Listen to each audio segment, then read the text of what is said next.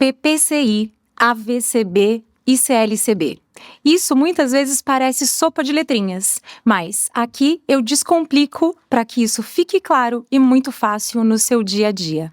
Eu sou a Carol Galvão e esse é o Projeto 193, um podcast que fala da prevenção com quem fala de futuro.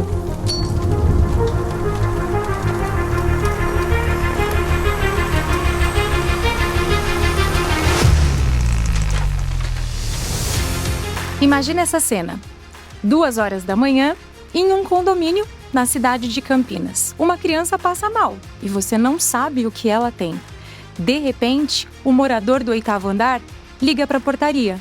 O síndico está dormindo e, quando o SAMU chega, não se sabe quem abre a porta, qual é o número do apartamento e qual é a situação dessa criança. A história parece exagerada, mas ela acontece mais do que você imagina. O problema é que ninguém acha que isso vai acontecer no seu prédio até acontecer. E quando o caos se instala, todo mundo corre.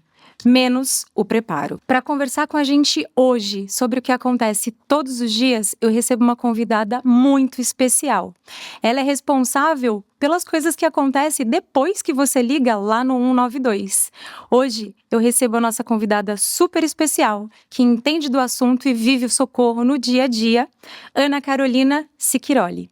A Ana Carolina é especialista em urgência e emergência e terapia intensiva, coordenação de APH do SAMU e das UPAs, docente na Universidade Anhanguera, instrutora de PHTLS e BLS da Fundação Rocha Brito, na instituição Vera Cruz, e também é mãe de 2 pequenininhos. Com vocês, Ana Carolina. Carol, obrigada por estar aqui e conta para quem está assistindo pra gente um pouquinho de você.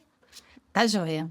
Primeiro quero agradecer o convite e estar aqui com você para poder falar de um assunto extremamente importante, que é o socorro das pessoas. É conseguir fazer a melhor ajuda no melhor tempo para que a vítima em si seja beneficiada com todos os cuidados, é o que realmente faz a diferença.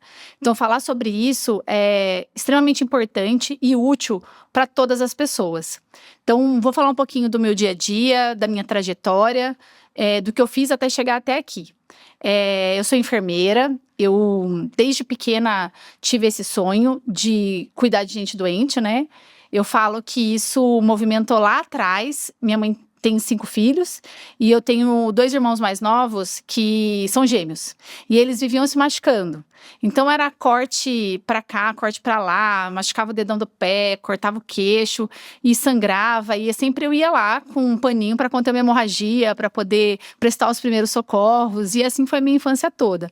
Então desde muito cedo eu já sabia o que eu queria fazer. E aí destinei a minha vida para poder fazer o curso de enfermagem. E eu tinha uma paixão pela enfermagem, que era para poder ficar do lado da pessoa, né? Acho que na área da saúde todas as profissões são importantes, né? A gente tem a figura do médico, do fisioterapeuta, nutricionista. Mas para mim o que era importante era estar do lado do paciente o tempo todo. E aí fui fazer faculdade e eu já me interessava por essa área de emergência. E tive a oportunidade de me especializar na parte de emergência e terapia intensiva. E aí tive a primeira oportunidade de trabalhar no SAMU. E foi verdadeiramente aí que eu falei, nasci para isso. Essa é a minha missão de vida. Onde o meu trabalho do dia a dia realmente reflete no cuidado das pessoas e eu vejo essa resposta de forma rápida, né? E eu consigo realmente ajudar em momentos críticos, né? Então, foi toda a minha trajetória.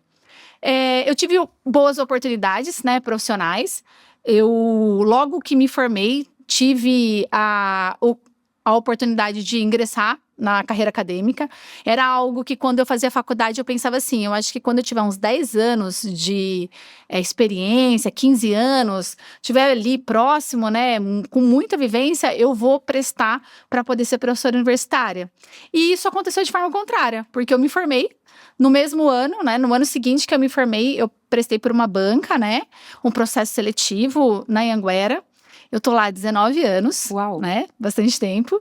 E me apaixonei pela carreira da docência e leciono em urgência e emergência, né? Na área que eu me especializei.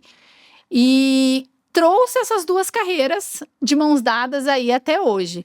Então, eu não consigo me ver não sendo professor e docente, mas também não consigo me ver na área de emergência e atuando com essa parte de realmente fazer a diferença aí na vida das pessoas.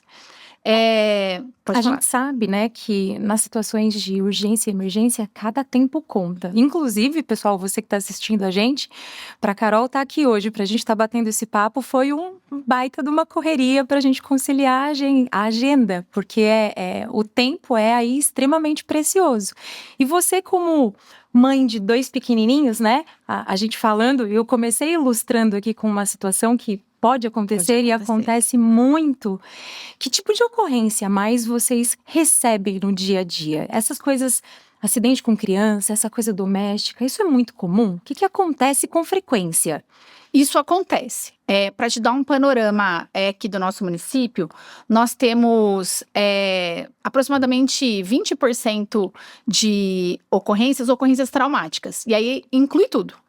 Atropelamento de criança, né, queda, fratura, acidentes domésticos, né, pensando em queda da cama, queda do berço, queimaduras, né? Então, são ocorrências que são frequentes no dia a dia. Engasgo também é uma situação muito frequente de ocorrência, né, que a gente sai para poder atender. E além dessa parte traumática, né, tem toda a parte clínica, né? Infarto, acidente vascular encefálico, convulsões, são ocorrências que comumente nós temos o atendimento, né, a solicitação por parte do atendimento de emergência e frequentemente as equipes vão para realizar o atendimento. E isso acontece mais em que ambiente, Carol? Mais em ambiente, os chamados durante o dia, porque a gente sabe que vocês não param, né? Isso acontece mais em que ambiente? Ambiente domiciliar, ambiente comercial? Qual é mais frequente nesse cenário? Grande parte dos chamados, ele ocorre em ambiente domiciliar. E o que a gente fala que é vias públicas, né? Então, um atropelamento, né? Um acidente de moto, um acidente de carro, que acontece nas ruas mesmo, né? Na cidade, de uma forma geral. Mas o atendimento de emergência, ele vai até o domicílio. Então, muitas das ocorrências acontecem dentro do ambiente doméstico. Entendi. Me conta uma coisa. Tem diferença quando o chamado vem de um condomínio em relação a uma residência, por exemplo? Tem. Eu achei excelente você poder levantar esse ponto. Por quê? Vamos pensar no cenário como um todo. Vamos colocar uma situação bem crítica. Você recebe um atendimento para uma parada cardiorrespiratória. Essa, eu costumo dizer que é uma das piores emergências que existem, né? Você precisa realmente chegar rápido, porque o cérebro, ele é um órgão muito sensível, ele não aguenta muito tempo sem oxigênio. Então, a equipe de emergência precisa chegar prontamente no local para poder garantir todo o processo de ressuscitação para essa vítima ter a oportunidade de sobreviver. Agora, imagine num condomínio, né? Alguém solicita, o morador solicita o socorro dentro do condomínio, vou dar um exemplo, dentro do Alphaville, né, que a gente já foi para vários condomínios. Aí o morador solicitou, passou as informações, é uma parada cardíaca, a ambulância foi e se destinou até chegar no local. Só que ele não chega direto na casa, ele vai chegar numa portaria. E muitas vezes o morador, no desespero, não comunicou a portaria que o SAMU estava chegando. E aí o SAMU chega precisando se identificar. A gente entende todas as etapas de segurança e a gente vai fazer parte dessa questão. E aí a gente precisa se identificar, certificar que realmente chamou e tudo mais. Só que dentro dessa questão também tem que o condomínio é grande. E aí você precisa encontrar qual que é a rua do condomínio. Então tem locais que tem um profissional de moto que vai levar a ambulância até lá. Mas tem locais que não tem. E aí você vai pelo GPS tentando encontrar esse local. Mas também o local que tem, até solicitar o profissional de moto, demanda um tempo. Então, aí você chega na portaria e aonde você tem pouco tempo, e se a gente for parar para pensar, de 3 a 5 minutos, né? É um tempo que um cérebro ele suporta ali, né? Até que aconteça, né? Inicia as lesões, né? Você fica, às vezes, 10 minutos numa portaria, esperando a permissão para conseguir entrar dentro do condomínio, até chegar a vítima. E aí, quando você chega à vítima, né, tem toda aquela situação. Às vezes a família tá dentro do quarto com a vítima, Não tem ninguém da família na porta para poder esperar a gente conduzir pela casa, porque a gente também não conhece a casa, né? Vamos supor que tem 2 andares, até você achar tem 5 quartos, até você achar o quarto que tem, todo esse percurso, você vai perdendo tempo. E às vezes você chega na vítima com 15, 20 minutos, coisa que você poderia ter otimizado e ter chegado muito antes para poder garantir a prestação do socorro num tempo, né, curto, que é o que muitas vezes faz a diferença. Então, uma dica que a gente pode dar para quem está assistindo a gente é, quando chamar a emergência, ter o maior número de informações possíveis. A gente sabe que a maior dificuldade é manter a calma, Sim. manter a tranquilidade, né, para chamar o serviço de emergência, mas que essa dica aí seja ouvida e usada. Deem o maior número de referências possíveis. Peça ajuda, acabou de chamar? Chame alguém da sua casa, avise a portaria que você acabou de pedir socorro, que o SAMU está vindo. Já deixe a portaria avisada para que, quando os profissionais chegarem na sua edificação, eles não precisem passar por toda a burocracia, né, para liberar a segurança. Informe a casa, informe a situação. Então, quanto mais informações do local você conseguir fornecer no serviço de urgência e emergência, mais tempo você ganha para que o socorro seja eficiente. E me conta uma coisa, internamente, o que acontece nos primeiros minutos depois de um chamado? Como é que é a organização, né, da equipe? Por que esse tempo é tão decisivo? Porque uma coisa, eu, né, além de engenheira de segurança contra incêndio, eu tenho treinamento, sou bombeira civil. Sim. Então, uma das coisas que a gente ensina muito, né, para quando vai fazer um treinamento de brigada de incêndio, primeiros socorros, a gente ensina quando ligar para o SAMU ou quando ligar para o Corpo de Bombeiros. Isso tem diferença? Como é que é esses primeiros passos? Então, vamos lá. O Corpo de Bombeiros, o número é 193, e ele é um serviço especializado em resgate e salvamento. Então, por exemplo, para a parte de incêndio, o SAMU ele não tem nem treinamento e nem equipamento de proteção próprio para combater incêndio. Então, o profissional especializado é o Corpo de Bombeiros, sem dúvida nenhuma. O SAMU pode ser acionado? Sim, mas ele não vai entrar na zona quente que a gente fala, que é onde o prédio realmente está em chamas. Quem entra nessa área é o bombeiro, pela característica do seu serviço. Mas o SAMU vai ficar do lado de fora. Que aí o bombeiro tira as vítimas e leva para o atendimento médico, né, atendimento de urgência, que é prestado pelo SAMU. Outras situações que é bem característico para o bombeiro. Preso em ferragens, né? Então vai chamar o SAMU, vai chamar o bombeiro. Só que quem que vai entrar nas ferragens, cortar as ferragens, é a equipe do Corpo de Bombeiros, pelo treinamento e pelos equipamentos. Então, sempre quando a gente pensa em resgate e salvamento, o profissional que deve ser acionado é o Corpo de Bombeiros, que é o 193. Perfeito. O SAMU, ele vai fazer atendimento de urgência, atendimento médico de urgência. Para acionar o SAMU, é o número 192. Então, para atendimentos de saúde, de emergência, o SAMU, ele conta com ambulâncias de suporte básico, onde vai um técnico de enfermagem e um condutor, e ambulância de suporte avançado, onde vai um enfermeiro, um médico e um condutor socorrista também. E também, durante o dia, o SAMU tem 2 motolâncias, né? Que são 2 enfermeiros que mediante ao trânsito, eles conseguem se deslocar mais rápido para poder chegar primeiro e dar os primeiros socorros. Então, para atendimento de saúde, de emergência, o SAMU ele tem uma frota especializada com medicação, com equipamento, com tecnologias, né? Justamente para poder fazer a diferença ali no atendimento da vítima e da vida. As 2 equipes trabalham em parceria. Então, às vezes, o solicitante, né, a população, ela liga para o SAMU e passa um cenário, e como ele é um leigo, às vezes ele não consegue passar o cenário com todas as informações. Então, na hora que ele chega lá, vamos supor, a pessoa está dentro da casa presa, né? Aí, se precisar, o SAMU vai chegar na cena, vai auxiliar inicialmente naquilo que ele consegue, né? Só que ele vai fazer a solicitação do bombeiro, ele vai pedir um apoio. E aí o bombeiro chega para a gente atender em parceria. E o bombeiro é a mesma coisa. Se ele precisa do apoio do SAMU, ele vai fazer a solicitação para o SAMU e a gente vai atender em parceria. Assim como a Guarda Municipal, Polícia Militar e tudo mais. Mas a grande diferença é o bombeiro 193, resgate e salvamento. E o SAMU, atendimento de saúde, de emergência, atendimento médico de emergência, é 192. Perfeito, muito legal. E os minutos, assim, esses primeiros minutos, eles podem definir o desfecho de um acidente, de um incidente. E o morador, o síndico, um funcionário do condomínio, tá lá esperando.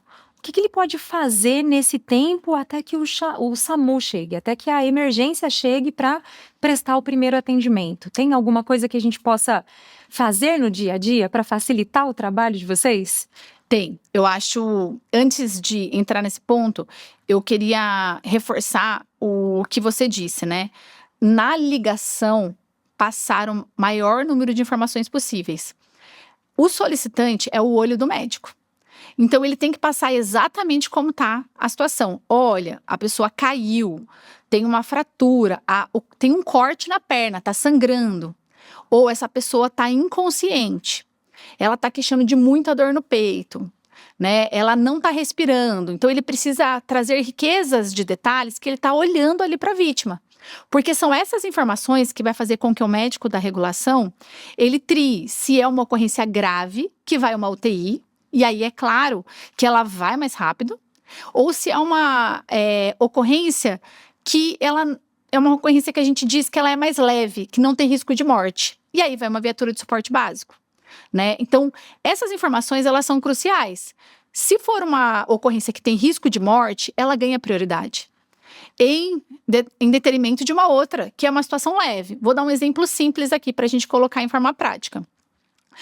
Entrou uma ocorrência que uma pessoa foi atropelada, tem um sangramento grande na perna e a pessoa está inconsciente. Então, a gente já consegue notar dois sinais de alerta: inconsciência e sangramento abundante. Então, a gente sabe que essa vítima tem risco de morte, vai priorizar o atendimento dela. Agora, entra uma outra pessoa que está com diarreia há 3 dias. A gente entende, né, que a diarreia pode levar a uma desidratação, a um desequilíbrio no organismo e que ela precisa ser encaminhada para um hospital. Só que não tem risco de morte iminente, porque a pessoa respira, a pessoa está acordada, a pessoa não tem sangramento, ela não tem outros fatores que diz que ela tem um risco de morte iminente. Então, a prioridade vai para a pessoa do acidente, entendeu? Então, é importante a população entender essas questões. O outro ponto que você disse que é fundamental: a rua certa, o número certo da casa, um ponto de referência faz toda a diferença. E geralmente a gente pede para deixar o telefone desocupado. Por quê? Às vezes existem bairros do nosso município que não tem um número de rua preciso, ainda não tem um nome de rua, ainda é por número. Número 1, 2, 3, 4. Exatamente. Sim. O número é bagunçado. Você tem a rua 1B, 1A. As duas têm vários números fora de ordem. Então, se a ambulância está perdida, né, ou se ela está com dificuldade de encontrar o local da ocorrência, ela vai ligar. Olha, eu estou no local tal. Como eu faço para chegar até você? Então, isso é extremamente importante. Esses pontos fazem com que a gente chegue mais rápido. E aí, consiga agilizar a questão do atendimento. Agora, trazendo para o outro ponto importante que você trouxe: enquanto a ambulância não chega, o que é possível se fazer dentro de um prédio, dentro de um condomínio? Várias ações vão fazer total diferença.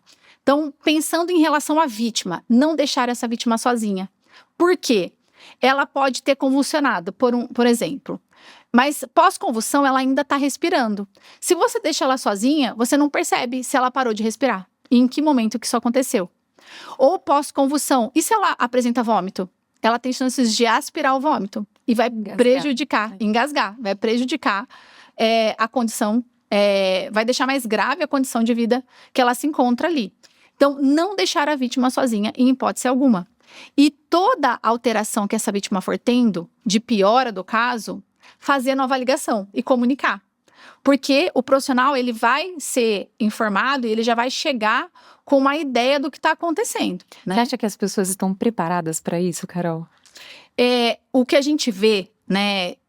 E aí mais de 8.000 ocorrências aí nesse tempo todo, atendendo a população aqui, é que o ponto importante que você disse, a calma.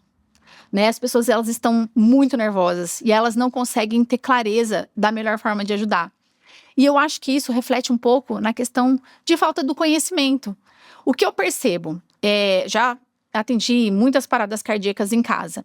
A gente percebe que quem sabe o que fazer, quem tem o conhecimento, ela chega e ela vai lá ajudar. Ela vai ajoelhar, ela vai fazer compressão no tórax e ela vai fazer a função do coração manualmente até que a ambulância chega, que é o que vai fazer com que a pessoa volte. Né? É o que vai garantir que ela tenha mais chances, né, de retornar à circulação espontânea. E a gente percebe que quem não faz, quem não tem o conhecimento, entendeu?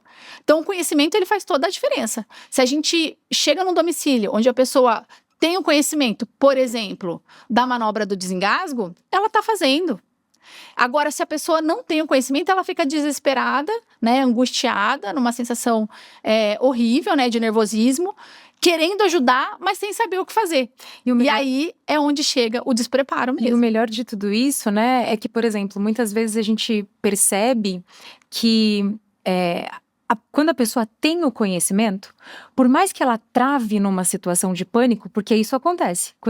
A gente sempre fala aqui que a educação, a informação e o conhecimento realmente salva. Por quê? Às vezes a pessoa tem o conhecimento, mas ela não tem o emocional para fazer a manobra. Sim. Mas ela consegue orientar uma terceira pessoa para que aquela pessoa adote os primeiros cuidados, né? Até que o profissional do socorro ali chegue. Então, de novo, a gente reforça mais uma vez nesse episódio do Projeto 193. Ter conhecimento salva vidas. Então, quando vocês tiverem aí a oportunidade de falar sobre primeiros socorros, de falar de procedimentos de segurança, aproveitem essa oportunidade, porque cada segundo faz a diferença. E importante, a gente falou do que fazer e o que não fazer numa situação dessa.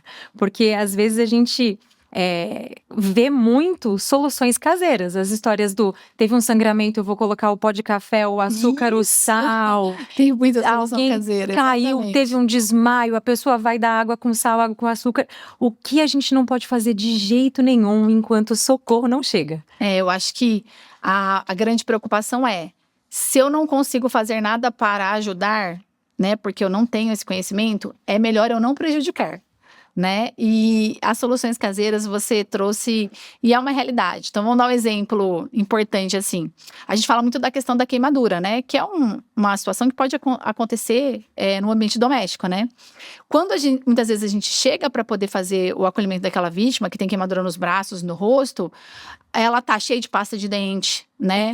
Ou tá com... eles falam muito da questão da margarina, da gordura, né? Pra poder colocar, pra não grudar, né? Pra tirar o contato com o ar. E pra tirar o contato com o ar, exatamente. Isso é muito complicado, por quê? Na queimadura, né? Dependendo da profundidade, você perde a barreira de proteção, que é a pele. E aí você coloca um produto desse, que não está esterilizado, que não foi preparado para isso, e você coloca em contato com a pele que está rompida, você está levando um produto contaminado para dentro do corpo do paciente. E o algodãozinho? Eu posso colocar o algodãozinho? Também não. Também não. Essa é a questão, né? A gente vai ter que pensar na solução da queimadura. Você pode colocar o braço embaixo da torneira para resfriar o local e parar o processo de queimadura. Mas não colocar soluções caseiras porque elas estão contaminadas. E se a gente colocar na pele, vai levar contaminação para dentro do corpo. E aí a pessoa que já está numa situação complicada, pode ser que tenha uma infecção, né, generalizada, justamente por conta desses primeiros socorros aí que não foram feitos da melhor forma. Então, assim, eu acho que é importante a gente focar na questão, não deixar essa vítima sozinha, ficar atento a sinais de piora e ligar para poder comunicar. Pensando num prédio ou mesmo numa residência, é você avisar todas as instâncias e deixar o porteiro avisado, o elevador lá no 0 para poder alguém segurando o elevador para a equipe chegar, não precisar esperar estar no 20, descer tudo e perder todo aquele tempo. Deixa o elevador esperando a equipe de socorro, deixa alguém da família falando, olha, é por aqui, é aqui que a gente está, para poder sinalizar para onde você vai. Tudo isso você vai ganhando tempo e a vítima, ela vai ser atendida de uma forma mais rápida, dando mais condições para ela poder sobreviver e se recuperar da melhor forma ali. Legal, então a gente já teve aqui dicas de que o sucesso de um atendimento depende muito do preparo de quem está chamando o socorro, de quem está reportando isso. Então, a gente recapitula essas dicas que a Carol acabou de passar para a gente, que é, primeiro, chamou o socorro? Não vá ligar para o seu pai, para sua mãe, para o seu vizinho para contar que alguém está passando mal. Deixa a linha desocupada. Se você mora num condomínio que tem portaria, libere os acessos para que o socorro possa chegar mais rápido. O pessoal do condomínio vai ficar bravo, mas pede para o zelador, para o síndico travar o elevador e deixar ele esperando, porque qualquer minuto conta. E deixe alguém sempre para indicar o caminho. E, por fim, e não menos importante, não use soluções caseiras. Nada de algodãozinho, nada de água com açúcar, nada de pó de café, para que essa situação não seja agravada e a gente, né, pode minimizar uma situação pela falta de conhecimento. Então, se você não tem o conhecimento, não faça nada. E me conta uma coisa. Você já atendeu alguma ocorrência que a ação rápida fez a diferença? Que é aquela coisa assim, que foi salvamento mesmo, de evitar uma tragédia. Sim, várias ocorrências. A gente pensa na questão do engasgo, o tempo ele conta muito. Então, quando que a gente tem mais ocorrência de engasgo? Final de semana. Que aí o pessoal vai para a churrascaria, vai para os restaurantes, e aí a gente é acionado justamente por uma situação de engasgo e é pouco tempo. Então, quando a pessoa que está lá sabe o que fazer e faz a manobra, quando a gente chega, a pessoa desengasgou, você chega para dar o suporte que precisa após o desengasgo. Mas a pessoa respira, a pessoa não está em risco de morte. Só que quando isso não é realizado prontamente, aí você chega para atender uma parada cardiorrespiratória. Por isso que é o que você disse, o tempo ele importa. E aí a gente volta na questão do conhecimento. Treinamento de primeiros socorros, ele tem que ser para todo mundo, né? Hoje em dia a gente tem uma realidade no nosso município, onde alguns locais já estão tendo um olhar diferenciado para isso. Então, em 2017, ocorreu um acidente numa escola, né? Onde uma criança acabou engasgando e acabou falecendo, né? A família lutou muito e conseguiu aprovar aqui em Campinas uma lei, que é a Lei Lucas, né? Para treinamento de primeiros socorros nas escolas. Então, hoje, Campinas, as escolas, elas já têm esse olhar. Então, as escolas estão sendo treinadas, capacitadas, e isso faz a diferença. Existem condomínios que já se preocupam com isso, então tem as suas brigadas, os seus profissionais, né, e investe nessa questão de treinamento de primeiros socorros, e são locais que são chaves, né, como você disse, se você está em um condomínio e os seus profissionais são treinados, por mais que os moradores nem sempre tenham esse preparo, eles têm para onde recorrer ajuda, e aí esse profissional ele vai fazer a diferença e vai ajudar com mais preparo, porque é o conhecimento que faz a diferença, né? E a gente vê clube, né? A gente vê aeroporto que já tem um desfibrilador ali para poder ser utilizado. Então, isso tem melhorado a cada ano. Claro que precisa melhorar mais, né? Isso precisa entrar dentro do plano pedagógico, vamos supor, das escolas, por exemplo, né? Que a gente tenha o ensinamento de primeiros socorros nas escolas, para as crianças, né? Para os adolescentes, para que eles cresçam com essa cultura e cada vez mais se preparem para poder ajudar o próximo, né? As empresas também, a gente sabe que tem empresas que têm esse olhar para poder fazer esse treinamento, para poder passar essas informações, e é o que vai conscientizando e fazendo a diferença no dia a dia. Então, sem dúvida nenhuma, quando você tem um local mais preparado, onde tem profissionais treinados, esse socorro vai ser mais efetivo. Então, realmente, quando você chega num local que nós temos uma equipe ali treinada, e quando a gente fala de treinada, não é aquela coisa, eu virei um socorrista, eu sou bombeiro, sou um profissional. Sou um enfermeiro, um médico, não isso. Precisa. Então, é o essencial.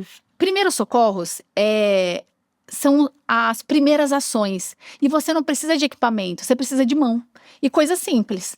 Para conter uma hemorragia, o que você precisa? Você precisa de um pedaço de pano limpo. Pode ser um guardanapo, pode ser uma toalha, pode ser uma camiseta. Mas você está vendo que tem um sangramento abundante ali, o simples fato de você colocar no local e apertar, você já conteve hemorragia. E hemorragia externa, essa que a gente está visualizando, é uma morte evitável. E você consegue fazer a diferença. Por exemplo, para o desengasgo, né? Para uma pessoa engasgada, você só vai precisar da sua mão e do seu corpo para fazer a manobra. No bebê ou no adulto, e você consegue salvar a vida dessa pessoa. Pensando no pior cenário, parada cardiorrespiratória, o que você precisa? Das suas mãos, para poder encontrar a posição no tórax, fazer a compressão e manter o coração viável até o socorro chegar. Então, primeiros socorros é o que você usa, o seu conhecimento e as suas mãos. São técnicas simples que qualquer pessoa pode fazer, não precisa de recurso especial, equipamento, tecnologia, não é nada disso. São ações simples que fazem a diferença e realmente salvam vidas, sem dúvida nenhuma.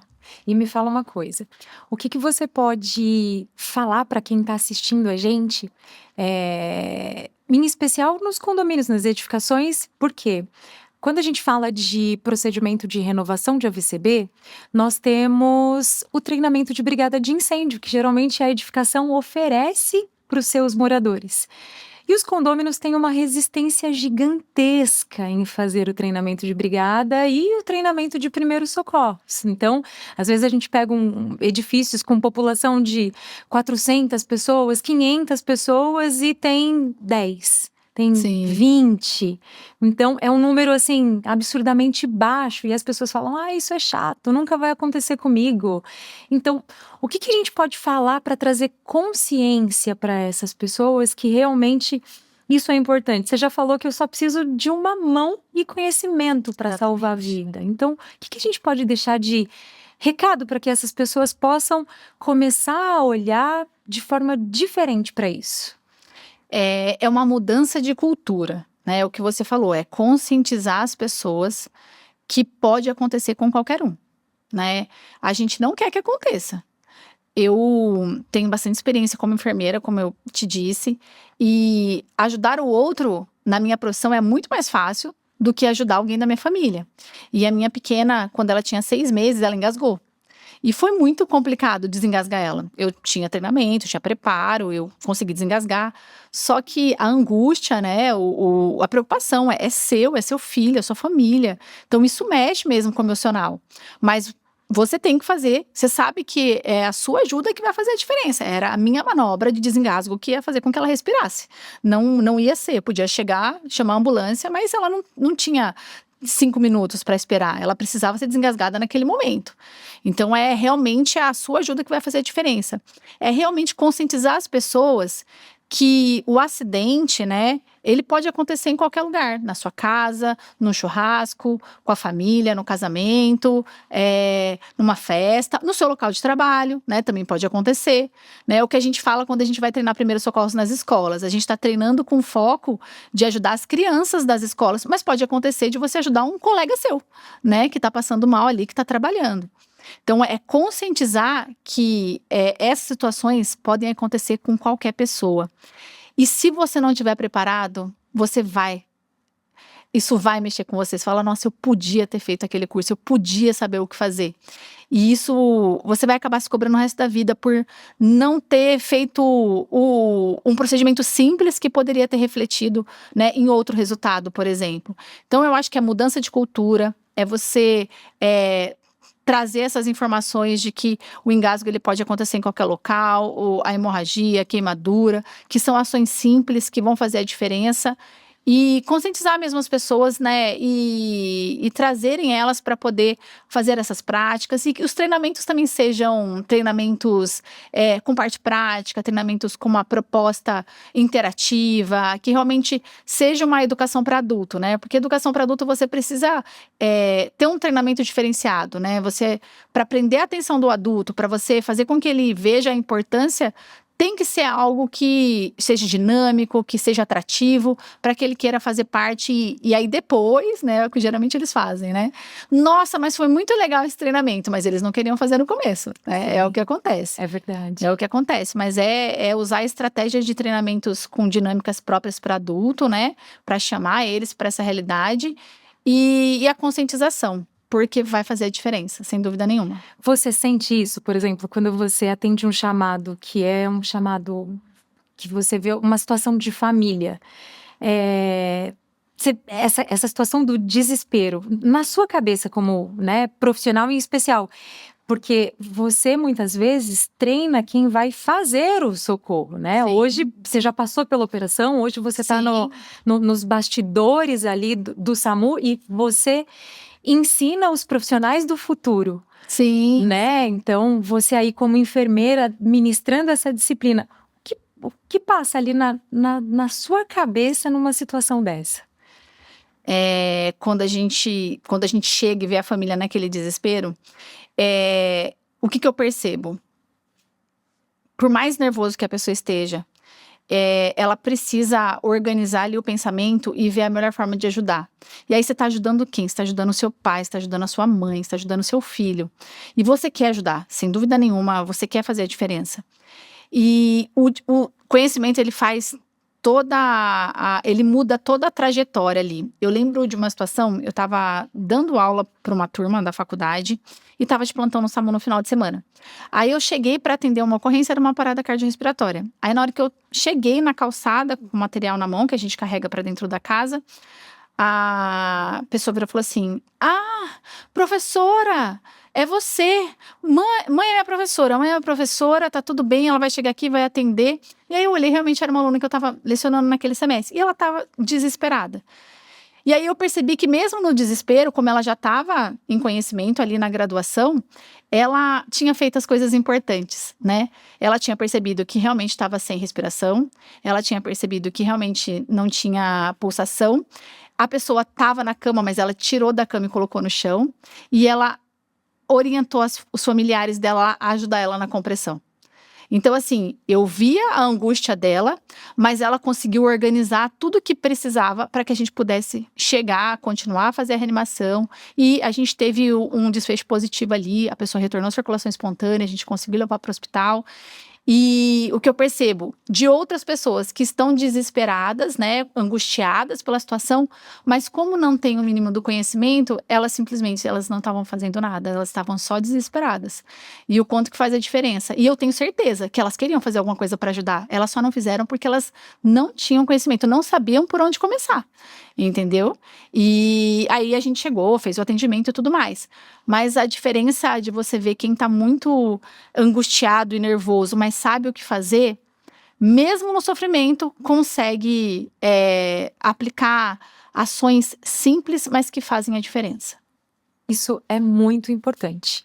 Nós vamos aqui nos encaminhando para o fim e a Carol já falou para você que está assistindo a gente sobre a importância do treinamento, e eu quero reforçar a importância do conhecimento.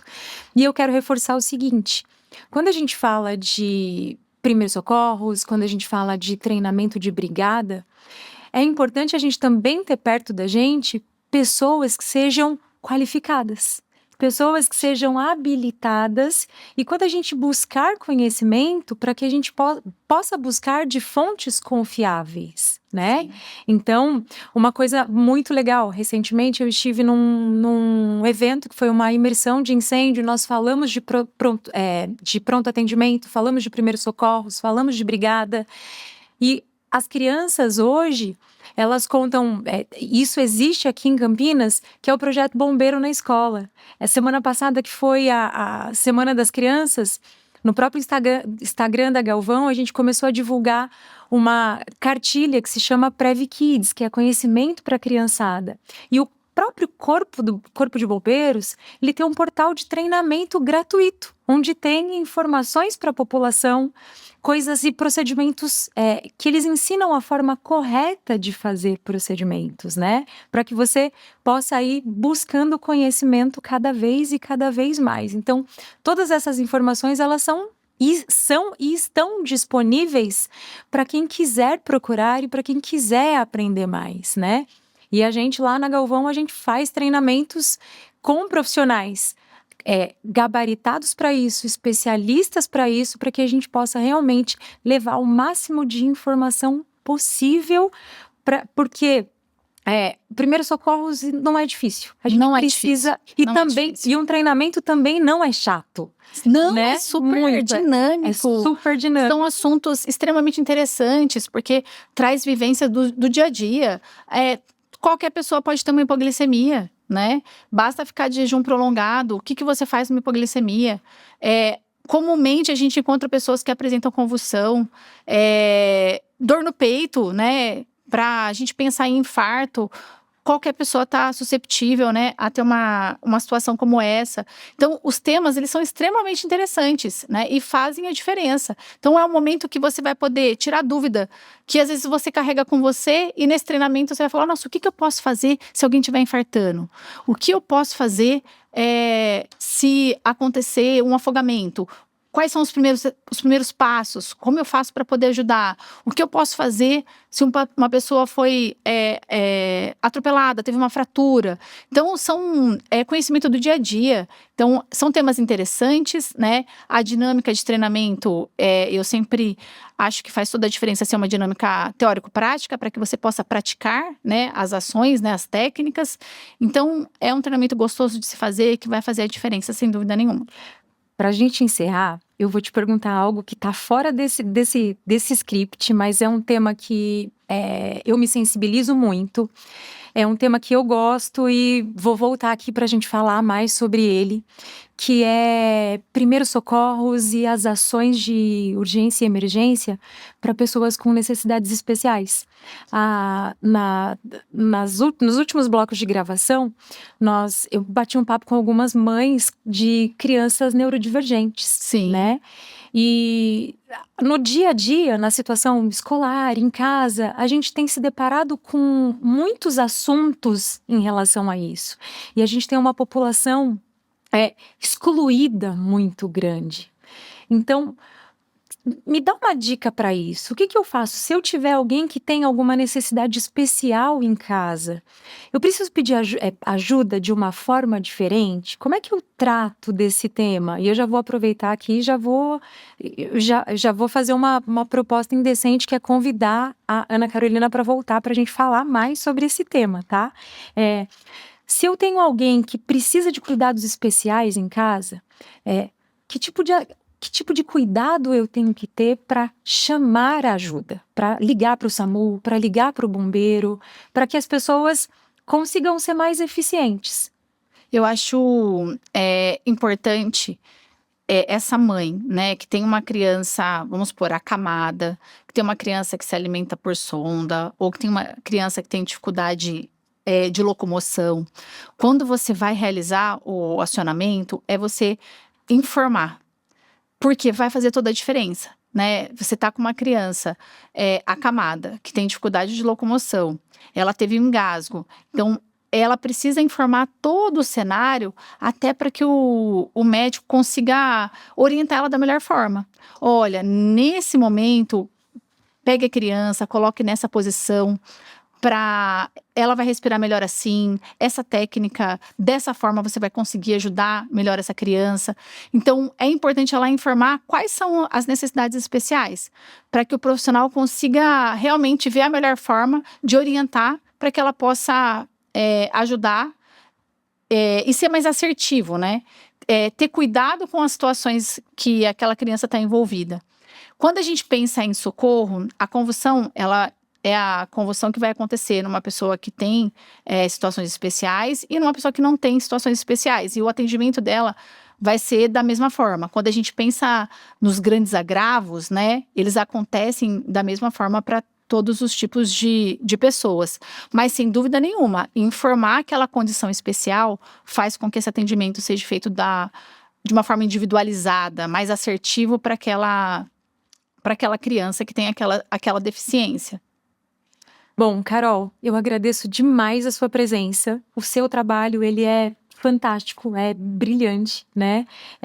E você é realmente um daqueles profissionais que a gente torce para nunca precisar, mas que a gente tem que ter ali, ó, o contato na agenda, porque pessoas que salvam vidas o tempo todo, que transmitem conhecimento, são as pessoas realmente que a gente precisa estar perto. E você que está ouvindo a gente aí, nesse episódio, não sabe se o condomínio está preparado, se a sua brigada realmente precisa de treinamento, lá na Galvão a gente tem um time todinho para treinar a sua equipe, a gente conta com profissionais habilitados, a gente tem a didática certa para capacitar as pessoas da sua edificação e não é treinamento de papel, viu, pessoal? Treinamento de brigada de incêndio, treinamento de primeiros socorros é aquele que precisa trazer consciência do seu ambiente, dos riscos que você tem na sua edificação. Ele não pode ser só teórico, porque a teoria ela vai te ajudar, mas na maior parte das vezes você precisa conhecer a sua planta, a sua edificação. E saber disso já faz uma diferença gigantesca. Então é prevenção com prática, treinamento com propósito. Carol, fica à vontade para mandar um oi, um tchau para o pessoal. Se você quiser falar alguma coisa e deixar mais um recado para alguém, o espaço é seu. Eu acho que primeiros socorros, né, é um conhecimento que ele vai fazer a diferença para a vida. E eu costumo fazer uma brincadeira que é que nem seguro de carro, né? A gente compra o carro, a gente coloca o seguro, tudo por prevenção, né? Tudo por precaução. E o conhecimento de primeiro socorro, você tem que pensar da mesma forma. Você precisa ter. Eu espero que você não use, mas se você tem esse conhecimento, sem dúvida nenhuma, se você precisar, ele vai fazer a grande diferença na sua vida ou na vida de alguém, né? E muitas vezes na vida de alguém da sua família que realmente você quer ajudar, ou mesmo de uma outra pessoa, mas que vai fazer toda a diferença. Então, acho que vale a pena investir, né? Ter essa conscientização, ter essa mudança de cultura, entender a importância que isso tem. E eu acho que hoje em dia, como você disse, a informação ela está de acesso fácil, existem ótimas instituições, como você está mostrando da empresa que você administra, né? Que tem profissionais capacitados, empresas boas, né? Que você pode procurar esse conhecimento de uma forma segura. Então, basta você se conscientizar e você dar o primeiro passo, que sem dúvida nenhuma vai fazer a diferença aí. Do mais, eu quero agradecer. Muito obrigada pela oportunidade. E, como eu vou falar para você, quando a gente vive isso no dia a dia e a gente vai na casa das pessoas e presta atendimento e faz ocorrência e vê as pessoas nessa situação crítica, né? A gente sempre pensa, nossa, se ela realmente soubesse, tivesse um pouquinho de informação e pudesse ter iniciado essas ações, aqui teria feito a diferença. Então, quanto mais pessoas puderem saber como acionar o serviço de emergência, quanto mais pessoas puderem saber a melhor forma de agilizar com que essa ambulância chegue, quanto mais pessoas puderem saber que pequenas ações fazem a diferença e a partir daí procurem essas informações, sem dúvida nenhuma a sociedade vai ganhar muito com isso, né? Então essa é a grande mensagem, a gente tem responsabilidade também, enquanto cidadão, de procurar sempre aprender e poder fazer o melhor. É isso, prevenção é cuidado, prevenção é amor, e a gente vai ficando por aqui. Você que está assistindo a gente, compartilhe esse episódio para quem precisa aprender um pouco mais. Corre lá no nosso Instagram, @galvãose, tem um monte de conteúdo muito bacana e conteúdo educativo. Lá a gente descomplica a engenharia, então são coisas que você vai aplicar no seu dia a dia. Porque a nossa missão aqui com o projeto 193 é trazer para você que onde há voz, há prevenção. E onde tem Galvão, com certeza tem solução. Te vejo em breve.